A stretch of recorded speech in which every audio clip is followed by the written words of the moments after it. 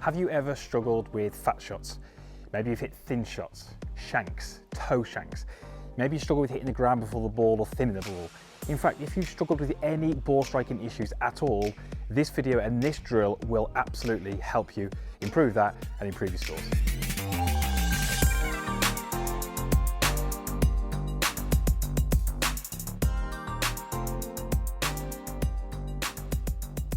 So once again, at my home with my net up, because we can't get out onto the golf course due to the COVID-19 pandemic. Hopefully, fingers crossed, that will be changing and we'll be able to get out there and play some golf in the coming weeks.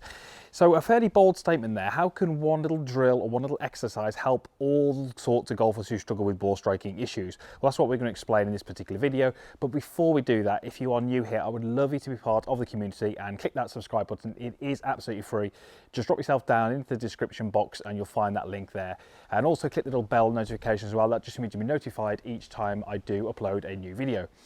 So the lesson plan today is to help you with ball striking and show you exactly how you need to develop a certain skill, which will mean that you'll never really struggle with ball striking ever again. That's a fairly bold statement, but we can explain exactly how we do that.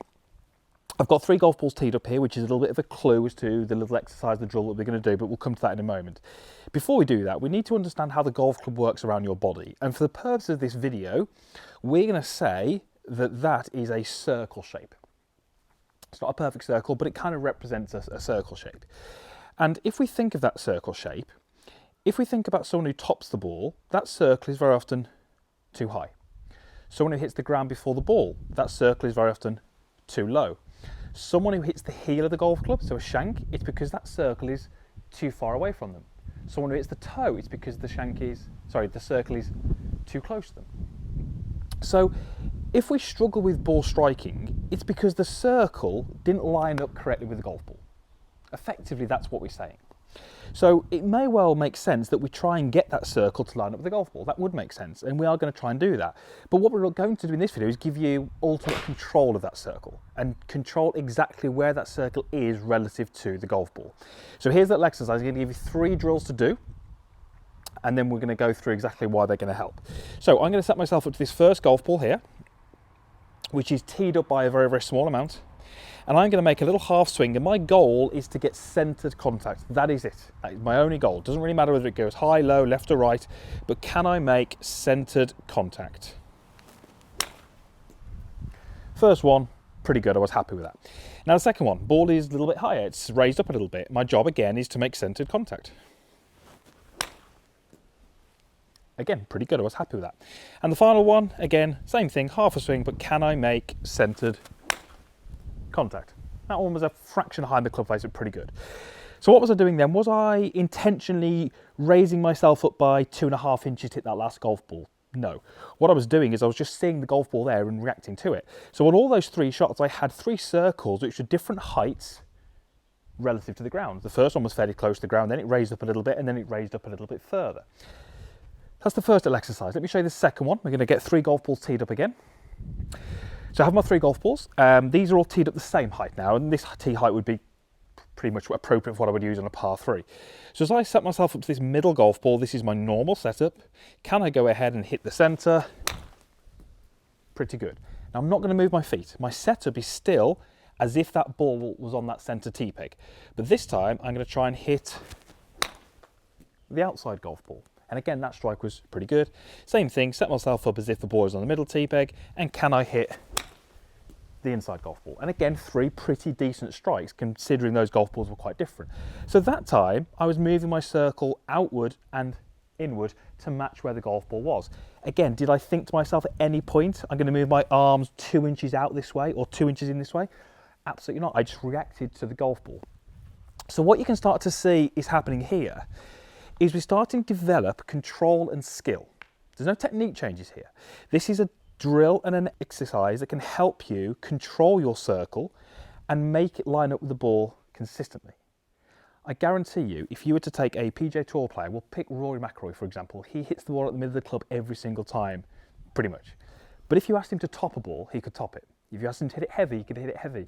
If you asked him to hit a shank, he could hit a shank. He has control over that circle. And yes, he can control it when he hits the middle every time, because that's what he's trying to do. But he can pretty much make that circle miss that ball on the inside, miss that ball on the outside, raise it up, raise it down. He can do all those things because he has the skill. Many of the golfers I see who are struggling with ball striking want to change the technique. And that will help, don't get me wrong. If you improve your technique, your ball striking will improve. But if we can develop the skill, which is what we're doing here, you can control that circle and you can dictate where that circle is relative to the ball, you will strike the ball much, much better, and you will never, ever have those periods of months where you strike it at the toe or months where you top the ball, because you can just change that. Let me show you the final drill. So the final drill is exactly on the same lines as what we've done before. We're not going to hit the normal golf shot, which would be somewhere here. That would be where I would normally hit this golf ball from. But you can also see I've got two golf balls, one which is further forward, one which is further back. We're now trying to take our circle and see if we can shift it forwards and back away from the target. So let me nudge that one out the way to begin with. And again, remember the goal here is just to make centered contact. That was pretty good. Let me place this back ball on. That's where I would be normally set up. Ball is back. And that was the first one that I haven't hit the middle. That was a little bit thin. It was off the bottom of the golf club. So I didn't quite adjust as I needed to, but it was pretty good. And if I was on the golf course, that's not going to cost me loads. It wasn't completely topped or completely heavy. So when you're on the golf course, you know, you're faced with these shots. You may not think that, but we have uneven lies. You know, the ball is above your feet, the ball is below your feet. Sometimes you hit it in the first cut of rough, it actually sits on top of the grass. That was demonstrated by those first 3 tee heights where the ball's teed up. You have to consistently and continually change your circle relative to where the ball is relative to you. That's the key skill of golf. So it's not a quick fix, but I absolutely guarantee you that if you can start doing this now, it will have benefits later on in your golfing career. You'll strike the ball much better, the game becomes more enjoyable, your scores start to come down, everything benefits from this drill. So those are 3 little exercises there. Try those, but there are no rules. You know, make up your own little exercises. Stand above the ball, stand below the ball. Do whatever you think you need to do to create and change that environment. Work on striking it, and I guarantee you will improve your scores. Thanks for watching. Usual stuff is down below. There's a comments box down there. There's a like button down there. Leave me a comment on this video. We'd love to hear your thoughts. And also, if you know someone who struggles with ball striking, please give this a share with them. I'm sure they'll appreciate it. And I hope to see you back here again soon.